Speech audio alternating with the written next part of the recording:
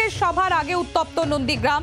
আগামীকাল নন্দীগ্রামে অভিষেক বন্দ্যোপাধ্যায়ের সভা, তার আগে নন্দীগ্রামে তৃণমূল কংগ্রেস বিজেপি সংঘর্ষ, বোমাবাজি, মারধর, গাড়ি ভাঙচুরের ঘটনা।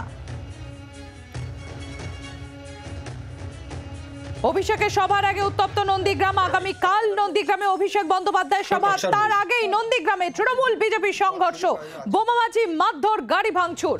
কিরণ মান্না আমাদের প্রতিনিধি রয়েছেন আমাদের সঙ্গে। কিরণ, হ্যাঁ দেখো, আগামীকাল অভিষেক বন্দ্যোপাধ্যায়ের নন্দীগ্রামে প্রচার রয়েছে। তার আগে কালীচরণপুরে নন্দীগ্রামে সেখানে তৃণমূলের উপপ্রধান সেপাশ দিয়ে যখন যাচ্ছিলেন তাকে রাস্তায় আটকে বিজেপির যারা দুষ্কৃতী, যেটা অভিযোগ করা হচ্ছে, তার উপর হামলা করে তাকে মারধর চালায়, বেধড়ক মারধর করে। সেখানে বোমাবাজির অভিযোগও উঠছে এবং সেখানে বহু তৃণমূল কংগ্রেসরা যখন ছুটে আসে, দুষ্কৃতীরা চলে যায় সেখান থেকে। পুলিশ ঘটনাস্থলে পৌঁছায় এবং সেখান থেকে সেই উপপ্রধানকে উদ্ধার করে এখন সুপার স্পেশালিটি হাসপাতালে ভর্তি করা হয়েছে। অপরদিকে তৃণমূল কংগ্রেস নন্দীগ্রামে একটি স্ট্রিট কর্নার করছিলেন রেয়াপাড়ার কাছে। সেখানে যখন স্ট্রিট কর্নার করছিল বিজেপির কর্মীরা, তখন সেখানেও পাল্টা তৃণমূল কংগ্রেসের কর্মীরা সেখানে বোমাবাজি করে তাদেরকে মারধর চালায়, এমনটা অভিযোগ উঠেছে। বেশ কয়েকজন এই ঘটনায় আহত হয়েছেন, তাদেরকে স্থানীয় স্বাস্থ্য কেন্দ্রে ভর্তি করা হয়েছে।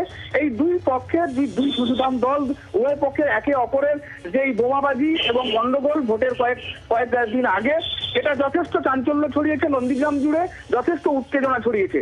পাশাপাশি আইএসএফ এর একটি প্রোগ্রাম ছিল, কিরণ সেই বিষয়ে আমরা আসছি। আমাদের সঙ্গে থাকো। স্থানীয় রাজনৈতিক নেতৃত্বদের তরফ থেকে কি বলা হচ্ছে শোনাবো আপনাদের। এরকম কোনো ঘটনা নেই। আমরা অলরেডি আমাদের কালীচরণপুর গ্রাম পঞ্চায়েতের অন্তর্গত খড়গাপাড়ায় আমাদের একটা পথসভা ছিল নির্বাচন কমিশনের আইন মেনে। সেখানে পথসভা শেষ করে আমরা ইতিমধ্যে বাড়ি পৌঁছে গেছি।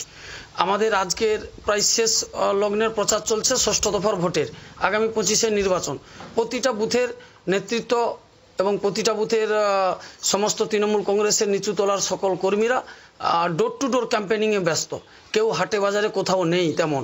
আজকের ওদের পথসভা একটা হওয়ার কথা আছে। সেখানে আমাদের এক্স উপপ্রধান চন্দ্রশেখর দাস সেই রাস্তা দিয়ে গিয়েছিল, তাকে বেধড়ক মারধর করে বিজেপি।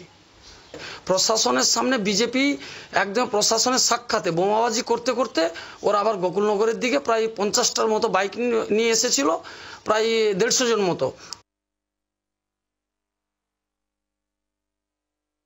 পূর্ব ঘোষণা অনুযায়ী গড়চকবেড়িয়া বাজারে আমরা একটা স্ট্রিট কর্নার আয়োজন করেছিলাম। আজকে লোকাল প্রশাসনের পারমিশন নিয়েই আমরা আয়োজন করেছি 5টা থেকে 8টা পর্যন্ত। সকাল থেকে আমাদের এই কালীচরণপুর অঞ্চলের সমস্ত ভারতীয় জনতা পার্টির কার্যকর্তাগণ ফ্ল্যাগ এবং ফেস্টুন লাগাচ্ছিল। তো হঠাৎ করে আমাদের কার্যকর্তাদের উপর তৃণমূলের কিছু দুষ্কৃতী এখানে আক্রমণ করে।